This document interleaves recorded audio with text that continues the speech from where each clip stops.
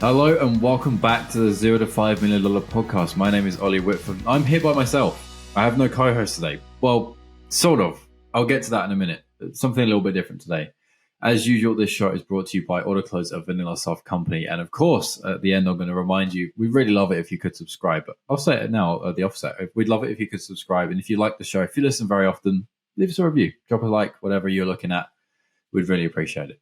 Now, today, you might have just kind of seen from the title, I'm sort of on my own, sort of not. I am here with myself from the past. I'm here with, how old am I now? 23-year-old me. Yikes. This is going to be interesting. I found the first cold email that I ever sent for Vanilla Soft and for Autoklose, and I have found the most recent one. And we're going to compare them. So no holds bars here. There's going to be everything on display, apart from the recipient's name and email address for obvious reasons.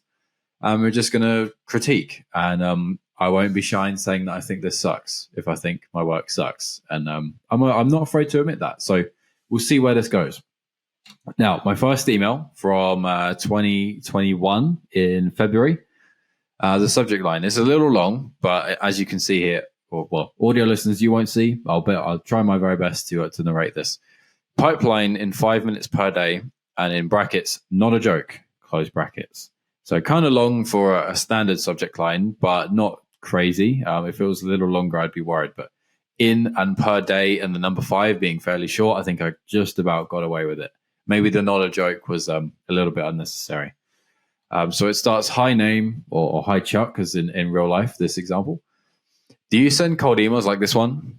Is my first line. And then a line break. What you don't see is that I'm able to send you this email along with several follow-ups by spending 5 minutes each day in our tool, Autoklose. The name gives away what we use it for, automatic pipeline, helping us close more deals. And of course, the close being a capital K because Autoklose is spelled that way. Here's a very quick video to show you how I can do this. If you can imagine yourself being able to do this, let's talk, and then embed a video in there and hyperlinked on the quick video words. So my initial impressions, having cast my mind back, I'm not embarrassed, I will say, not too bad.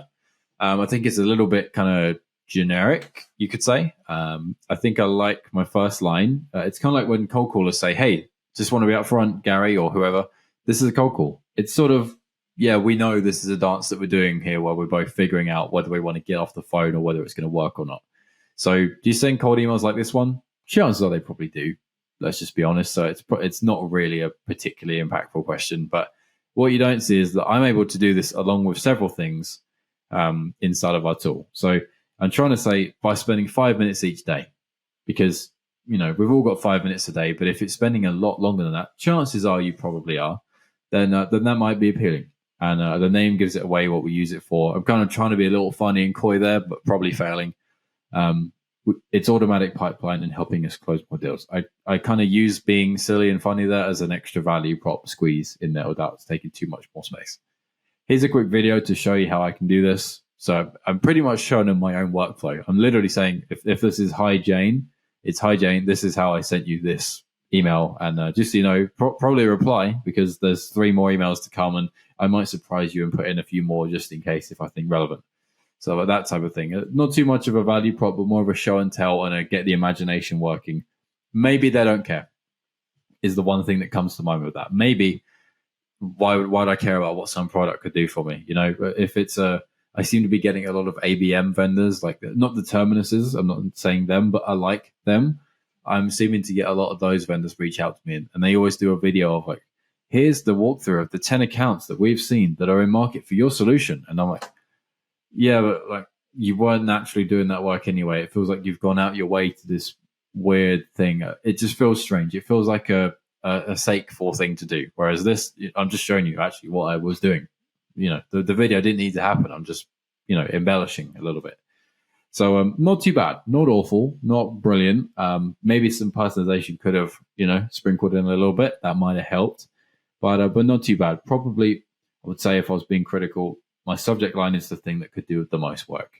And potentially in my middle piece there, that for audio listeners, it's probably not that obvious, but the middle piece could be a bit long. Could be. It's definitely going on several lines of your phone screen at least, or on your laptop, on your desktop, full screen mode. It's probably 2 lines plus, depending. So to read that again, it's going to take me a second to read it, and that's how you'll know how long it is.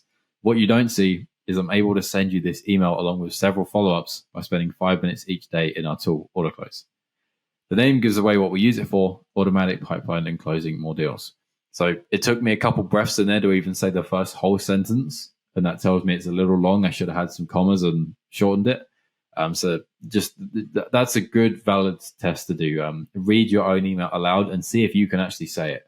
If that was any longer, I probably have had to say, you know what, that's far too long. I can't say that properly. So how the hell can they read that properly? So that's email one. And now we fast forward back to 2023. Welcome back. Brand new. So I emailed Sean because why not? I miss him. He's not here to help me out. It's just me talking. So I go something like this. The subject line: how do you manage it? Because Sean, like me, has a little bit of an ego. Don't tell him. And he likes a little bit of a back rub, He likes to feel like he's the guy, as do I, but he likes a little bit of a nudge and, well done, you're really good.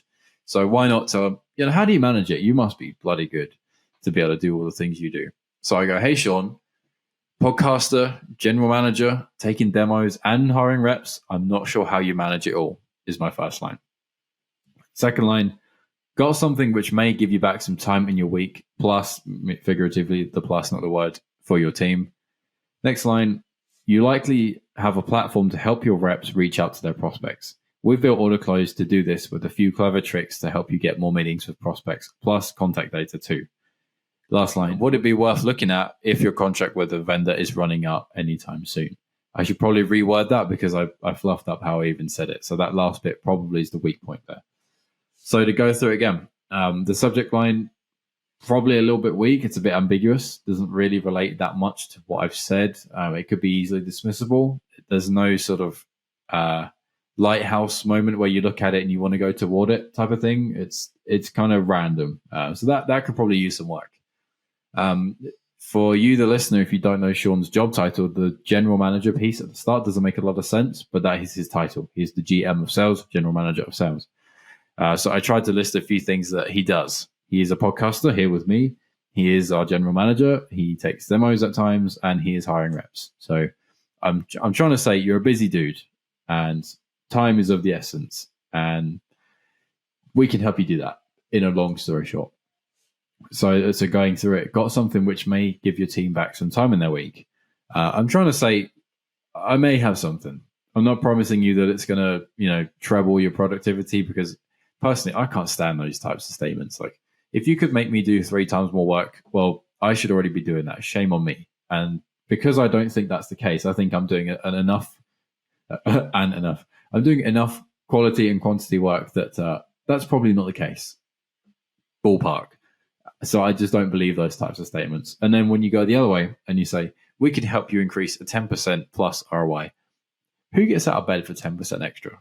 Like, unless you're a millionaire, like it's difficult. They're either too believable that it doesn't matter, or it's unbelievable that it's discardable, these stats and statements. Anyway, that's my rabbit hole there. You likely have a platform to help your reps reach out to your prospects. Now, in saying that, I know that we're the type of tool that most people, that they're not coming to a tool like us for the first ever time. There's usually something in place. I feel like that's just an elephant in the room to just get out of the way. Let's not pretend that you've never heard of us before, or you've never heard of anything like it. You most likely have, and it's probably going to be part of the deal. It's probably going to be, well, how do you compare to what we have? Or we're getting rid of this in September. When could we start? Or let's do the conversation a bit closer to that timing. So it's not even, can we meet for 30 minutes for a demo? It's more like, is this a valid thing to discuss at a certain time frame? I'm just looking forward to pipeline in the future, really, with this, was my angle. So I go on to say, we've built Autoklose to do this with a few clever tricks to get more meetings with prospects, plus contact data. Basically, I don't want to give you the whole value prop. I don't want to say, we're the leading provider of la la la la la. It's super boring. No one gives a crap. Everybody hates reading that stuff. It's so dull and boring. Everyone's the best if you'd read all those things. You'd never do anything if you read all those things. So I tried to just say it in the most subliminal, underwhelming way ever.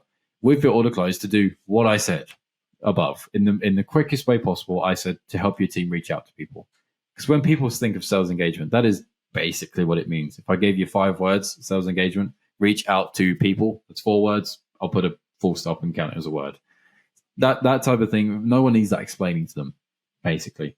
So I've just gone for the most quick and easy way I can say that without trying to sound buzzwordy. Because again, that's deletable. When I see leading sales provider of something, the number one vendor, blah, blah, blah, delete, it's another spam wordy sort of trigger in my brain. So as subliminal as I could do that, I did. And I've tried to embellish with plus contact data. That might be a whole other problem. We've had our own problems internally with that, where we've gone through every vendor you can think of, like twice. It's annoying, and there's no real like perfect solution there. So when I say and contact data, they might think, maybe solves another problem. Hitting on two fronts there. And lastly, would it be worth looking at if your contract with your vendor is coming out anytime soon? I probably should have had a comma there just to separate the looking at if part, just so that I read better. But that's kind of like an empathetic ask for, is it worth it? And if there's the timing right, because if you've just signed a new deal, well, probably not. Like I'll follow up in a year, but that type of thing, a little bit of empathy. So anyways, those are my two emails. I'm going to say the winner is probably the most recent one.